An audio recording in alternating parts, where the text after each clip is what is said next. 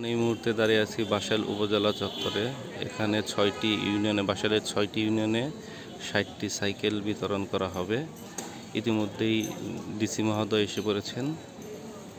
আপনারা দেখতে পাচ্ছেন যে সাইকেলগুলি কত সুন্দর করে সারিবদ্ধভাবে রেখে দিয়েছে, যে সাইকেলগুলি বিতরণ করা হবে কোমলমতি শিক্ষার্থীদের মাঝে। আসলে তাদের জন্য এই সাইকেলগুলা মানে অকল্পনীয়, যে আগে কখনো পাইনি, এবার যে সাইকেলগুলো পেয়েছে শিক্ষার্থীরা। দেখতে পাচ্ছেন কি সুন্দরভাবে সারিবদ্ধভাবে রেখে দিয়েছে এই সাইকেল।